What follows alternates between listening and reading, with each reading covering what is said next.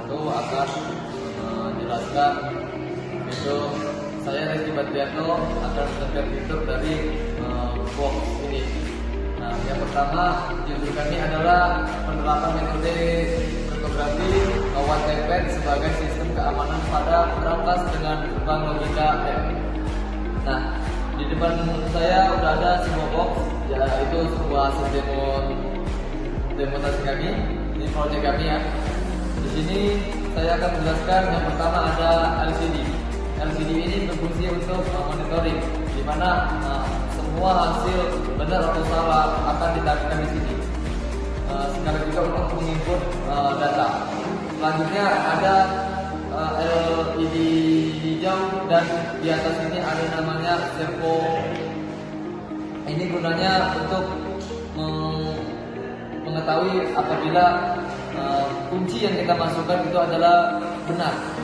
Dan selanjutnya ada LED merah dan buzzer. Ini difungsikan untuk mengetahui kalau kunci yang kita masukkan adalah salah. Selanjutnya ada keypad. Keypad ini difungsikan untuk memasukkan plain text. Nah, di sini kami akan menggunakan beberapa pin, yaitu D untuk melanjutkan, B untuk menghapus, dan angka 1 sampai 0 untuk menginput. Saya Reni Saputra akan melanjutkan menjelaskan mengenai metode, rangkaian, komponen pendukung. Nanti juga akan menjelaskan mengenai running software dan juga program yang digunakan. Nah, di sini pesan asli atau plain text itu merupakan abjad A sampai dengan Z, di mana A itu kalau desimalnya diibaratkan dengan 0 sampai dengan Z itu sama dengan 25. Nah, untuk kunci yang digunakan di sini yaitu tembak, di mana kunci ini nantinya tidak akan berubah-ubah. Dan plain text yang akan kita gunakan, kita contohkan ini yaitu serang, karena kuncinya itu 6 huruf, maka plain text-nya juga harus 6 huruf.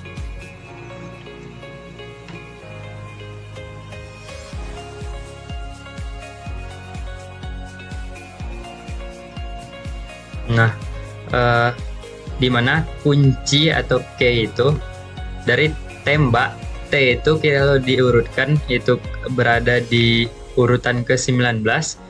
Nanti dari desimal ini dikonversi ke biner untuk menginput nantinya di alatnya. Terus E itu 4, M itu 15, B1, A0, K10. Nah, setelah didapatkan binernya, di mana T itu 19 itu binernya yaitu 10011 sampai dengan K itu binernya yaitu 01010.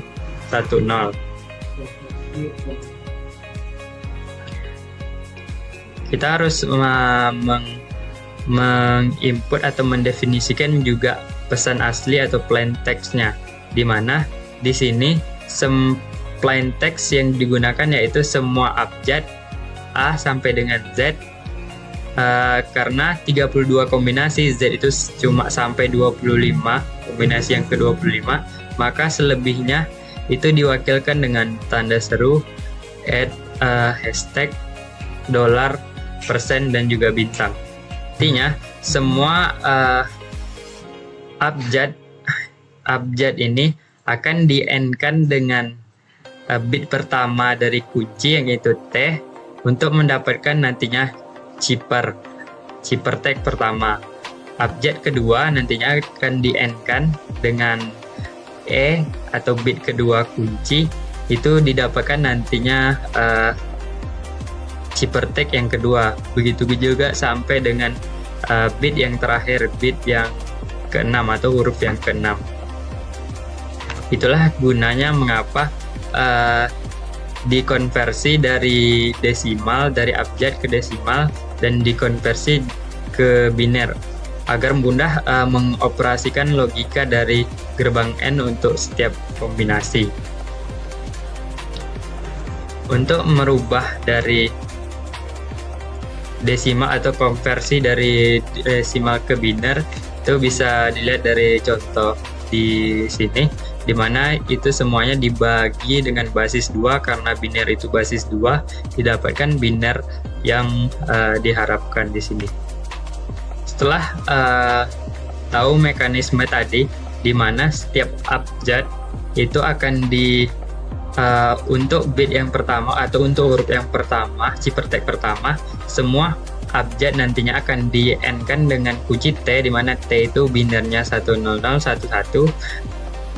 maka didapatkan jika A itu didapatkan 000, jika B didapatkan 000, 1 sampai dengan 32 kombinasi.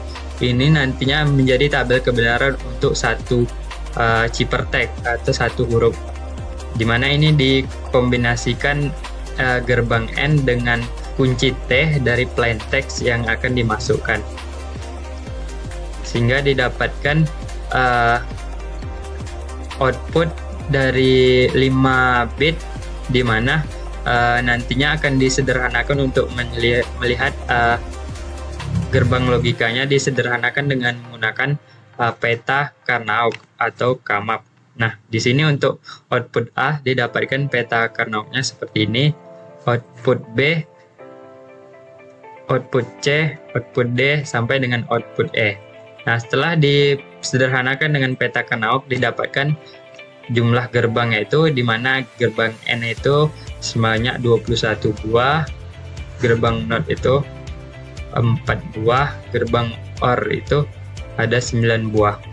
Selanjutnya yaitu meng-end-kan seluruh abjad dengan kunci E untuk mendapatkan ciphertext yang kedua.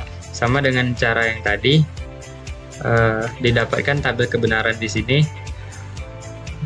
Terus selanjutnya meng-end-kan seluruh abjad dengan K yang ketiga, yaitu M di sini, didapatkan tabel kebenarannya. Lalu meng-end-kan seluruh abjad dengan kunci atau KB, didapatkan tabel kebenarannya di sini. Sampai dengan terakhir itu meng-end-kan dengan kunci K.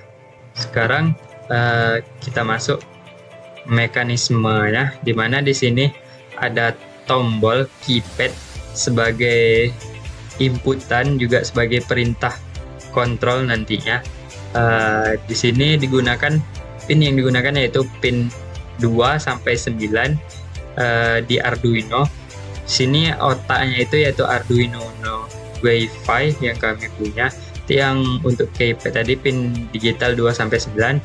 Terus untuk ada LCD ini menampilkan kode atau memonitoring nantinya, di mana pin yang digunakan pin SDA dan SCL, dan buzzer ini untuk melihat jika passwordnya nantinya salah, maka buzzer berbunyi, sama LED merah hidup jika benar, maka LED hijau hidup dengan servo motor berputar untuk membuka kunci, di mana digunakan untuk LED merah untuk kondisi salah ini pin digital 11, untuk LED hijau pin digital 12, buzzer pin digital 10, dan juga servo itu pin digital 13. Nanti di input di mana ini tuh di trigger dari inputan OTP ataupun password nantinya untuk men-trigger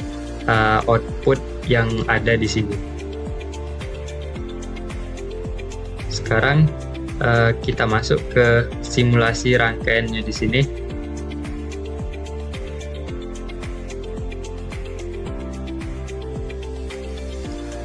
Sesuai dengan pin-pin yang telah ditetapkan sebelumnya, maka dirangkailah di sini disimulasikan terlebih dahulu untuk melihat apakah program ini bekerja ataupun tidak.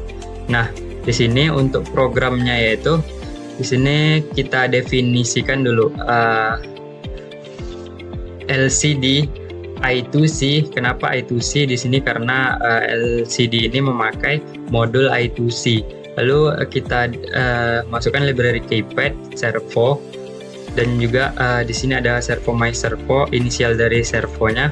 Terus kita masukkan alamat I2C-nya di sini 0 kali 27,20,4. Ini berarti LCD-nya itu 20 karakter ke samping dan 4 ke bawah nantinya besar LCD-nya.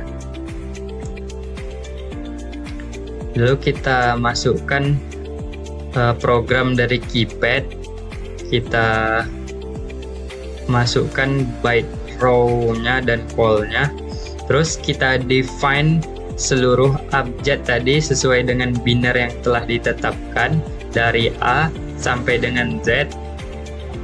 Juga biner dari penambahan agar cukup 32 bit tadi, karena di sini tanda seru tidak bisa dimasukkan langsung, maka di sini digunakan penamaan dari tanda seru itu tadi, mana exclamation nih, add hash $%, dan asterisk. Lalu kita define juga bit kunci. Di sini kita define bit kuncinya sebagai bit 1T untuk kunci T, ini binernya sampai dengan kunci ke-6 atau bit 6K. Lalu kita inisialkan buzzer itu di pin berapa, salah ini LED merah itu di pin berapa, dan benar itu di pin berapa. Lalu di sini ada void, kita LCD init, LCD backlight ini untuk LCD-nya, untuk menginisiasi LCD dan menghidupkan backlight-nya. Lalu my servo attack, ini pin yang digunakan di servonya, di sini pin 13. Lalu pin mode buzzer salah benar ini sebagai output. Nah, lanjut kita menampilkan tampilan awal. Di sini LCD set cursor 0,0 nih, berarti itu berada di baris 0 dan kolom ke 0 gitu. Lalu selanjutnya di sini sama untuk menampilkan tampilan tadi. Nah, di sini untuk fungsi kombinasi dari plain text dan ciphertext yang pertama, di mana di input nih kita berikan variabelnya yaitu 0, 0, 0, 0, ini berarti 5 bit. Lalu if k sama dengan b, ini merupakan perintah untuk menghapus jika karakter yang dimasukkan di input tadi salah. Jadi kita bisa menghapus dengan tombol B di sini. Lalu kita masuk ke cipher dari plain text yang pertama tadi, di mana fungsinya yaitu bit 1, bit pertama yang T tadi di-end-kan dengan setiap abjad plain text yang dimasukkan di sini. Lalu dia itu akan disimpan dan ditahan, lalu dilanjutkan dengan memasukkan plain text kedua sampai dengan plain text ke-6. Lalu setelah semuanya dimasukkan, kita bisa menampilkan OTP akan terkirim ke LCD menggunakan perintah ini. Lalu OTP itu akan terkirim tertampil dalam bentuk biner dengan fungsi seperti ini. Ini OTP pertama, kedua dipisahkan dengan spasi, ada fungsinya di sini. Lalu sampai dengan OTP ke-6. Nah, jika karena LCD yang digunakan itu 20 kali 4, berarti karakter yang digunakan yaitu sebanyak 20 karakter, dan OTP yang kami hasilkan itu panjangnya lebih daripada 20 karakter, maka di sini digunakan fungsi dari untuk substring, di mana batasannya di sini setelah batasan tercapai maka kursor dialihkan ke set kursor yang ada di bawahnya. Lalu di sini dikonversi ke desimal, dari biner tadi dikonversikan ke desimal untuk menghasilkan password atau OTP nanti akan dimasukkan di sini. Ini bukan perintah untuk menjadikan OTP itu sebagai password. Nah, di sini fungsinya jika OTP benar maka digital write, benar, atau LED hijau tadi high, digital right, LED merah atau LED merah iya atau salah tadi low atau kondisi low, digital right buzzer itu dengan kondisi low, dan servo itu akan berputar 90 derajat ke 90 derajat sehingga berangkas itu bisa dibuka dengan delay itu 10 second, di sini 10.000 milisecond. Lalu ada break.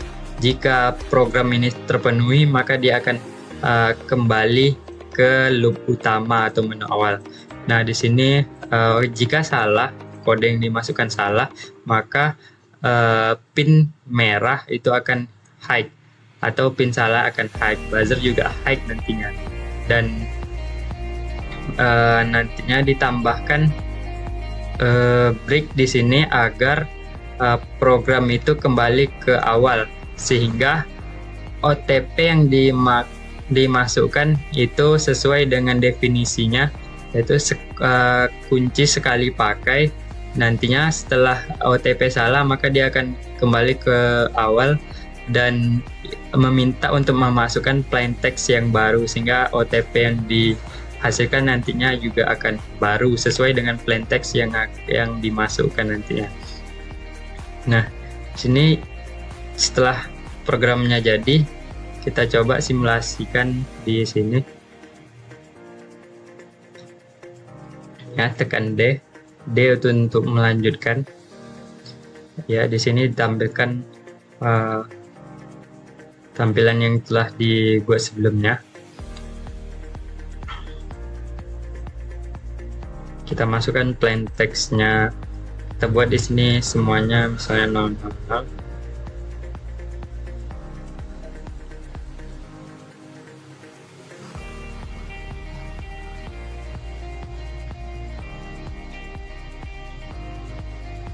Ini didapatkan cheaper text otomatis setelah kita memasukkan plain text-nya.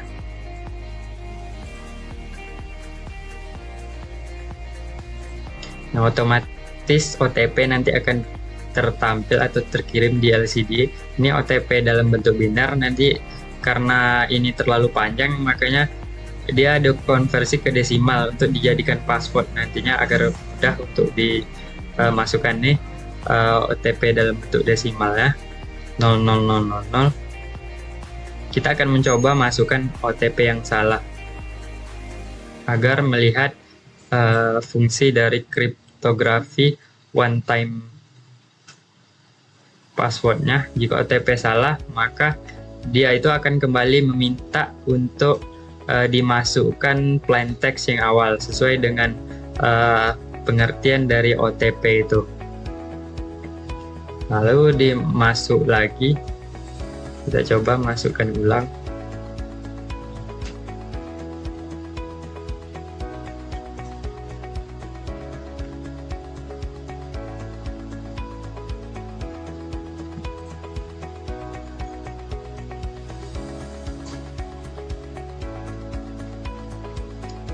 Tadi juga LED hidup dan buzzer juga berbunyi.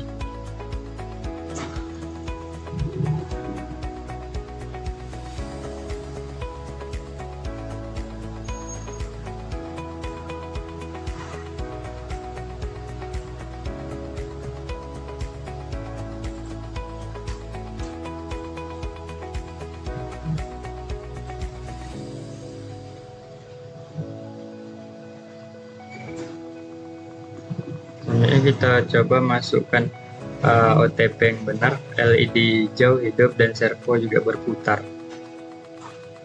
yang berarti program ini sesuai dan bisa dilakukan perakitan hardware-nya. Memiliki flowchart sebagai berikut. Pertama, kita akan memulai programnya. Setelah itu kita akan diarahkan menuju plain text yang digabungkan dengan key. Key-nya ini sudah ditetapkan, yaitu tembak menggunakan gerbang. Setelah itu kita akan gabungkannya menggunakan gerbang logika AND. Setelah kita gabungkan, itu akan didapatkan chip tag. Ini merupakan kode OTP, dan kode OTP inilah yang menjadikan input. Setelah itu kita akan memasukkan input. Jika input kode OTP yang kita masukkan itu salah, LED merah akan menyala dan buzzer akan berbunyi. Setelah itu kita akan diarahkan lagi menuju plain text dan yang digabungkan dengan key. Jika itu salah, jika benar, LED hijau yang akan menyala dan motor servo akan bergerak dan selesai. Baiklah, sebelum mendemokan alat yang digunakan, maka bisa dilihat di sini kami menggunakan key dengan kata tembak dengan 6 huruf. Nah, untuk kombinasi variasi yang akan dilakukan, kami menggunakan kata random RANOMD dengan 6 huruf. Sebelumnya bisa dilihat pada tabel berikut adalah basis binar dari huruf abjad A hingga ke Z. Karena terdapat 6 huruf, maka bit dari hingga 1 hingga ke 6 kita mulai kombinasikan dari T ke PT. Dari T ini 1 kita gunakan dengan 1, maka mendapatkan hasil 1. Hingga seterusnya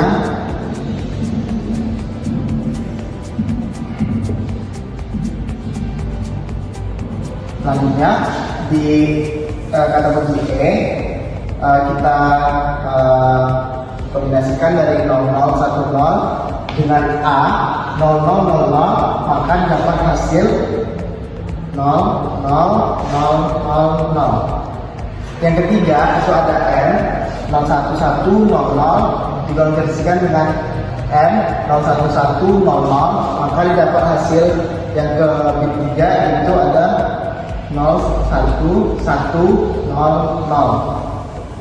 Bit keempat itu ada D 00001 dengan O 0110, maka bit 4-nya menghasilkan 00000.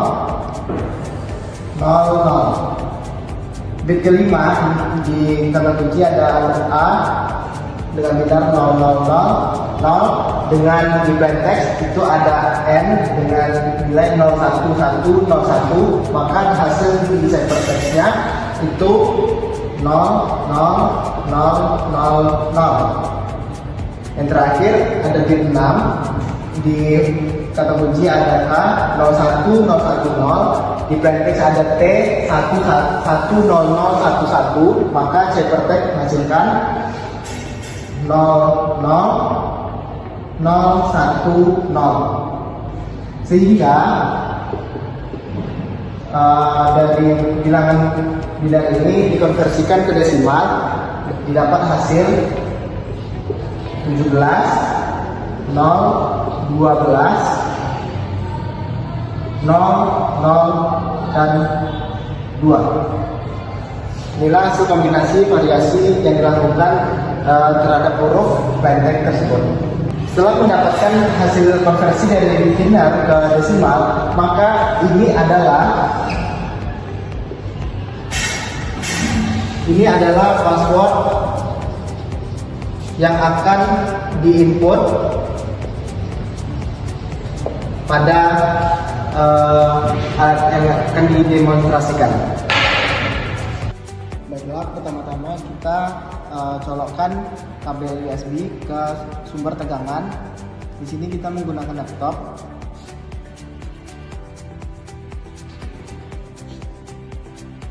Setelah layar LCD hidup, maka kita langsung tekan D lanjut. Tunggu sebentar.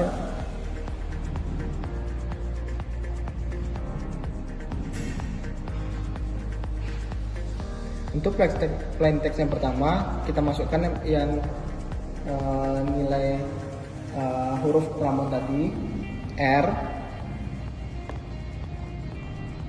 10000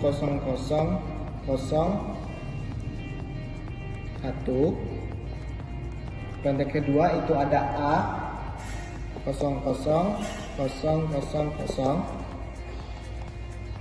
Yang ketiga itu ada M 01100.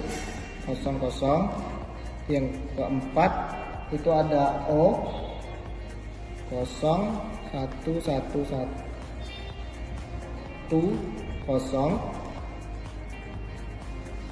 Yang kelima itu ada N 01101.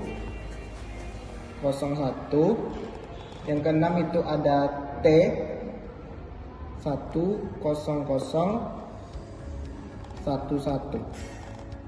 Setelah dimasukkan plaintext-nya, maka OTP akan mengirimkan ke LCD dalam waktu 5 detik.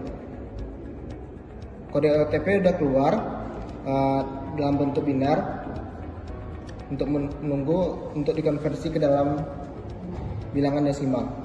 Setelah keluar bilangan desimal, ini adalah password yang kita inputkan di awal nanti. Setelah hasil one type maka kita coba kita input OTP yang salah 0852369. Maka LED akan menyalakan warna merah. Ini menunjukkan bahwa sesuai dengan definisi one type pad, kalau password yang tadi yang kita masukkan itu tidak berfungsi lagi. Nah, jika ingin menginputnya lagi, maka diperlukan hasil dari plaintext yang baru untuk mendapatkan OTP yang baru pula.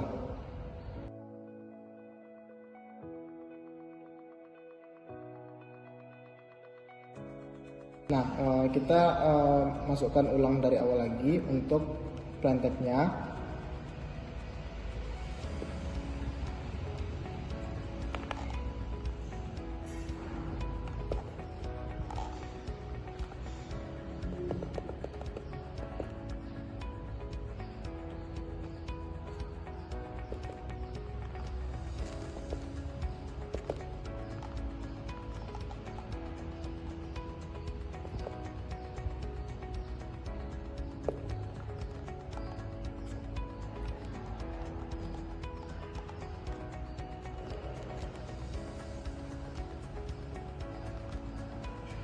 Setelah kita input plaintext yang baru untuk mendapatkan OTP, tunggu hingga 5 detik. Nah, ini ada OTP yang benar. Lalu binar akan mengkonversi ke dalam bilangan desimal. Nah, ini adalah hasil desimal yang benar untuk kita inputkan. Kita masukkan kode yang diberikan tadi, 17 0 12 002. Maka server akan terbuka, motor server akan buka, dan pada lampu LED akan menunjukkan lampu hijau. Ini membuktikan bahwa program berhasil untuk didemonstrasi. Penerapan metode kriptografi one-time pad sebagai sistem keamanan pada berangkas dengan gerbang logika AND ini memiliki kelebihan dan kekurangan. Kelebihannya, 1. Bisa mendapatkan ciphertext dari semua kombinasi abjad input menggunakan binar apapun, tetapi dengan syarat harus memiliki 6 buah huruf. Yang kedua, key yang diprogram sudah ditetapkan dan tidak akan berubah-ubah, sehingga untuk melihat kombinasi gerbang logika jadi lebih mudah. Selanjutnya, kekurangan dari ini adalah plaintext yang dimasukkan harus dimasukkan dalam bentuk binar. Plaintext yang dimasukkan terbatas dan hanya dapat 6 buah huruf. OTP yang dikirimkan dalam bentuk binar dan dikonversi ke desimal, sehingga password yang dimasukkan harus dalam bentuk desimal. Semua kekurangan di atas dikarenakan inputan yang digunakan merupakan keypad, di mana keypad hanya bisa 8 perintah, sedangkan abjad jumlahnya lebih dari 8, sehingga untuk memakai semua huruf keypad tidak bisa. itulah kelebihan dan kekurangan dari kriptografi one time pad dengan gerbang logika.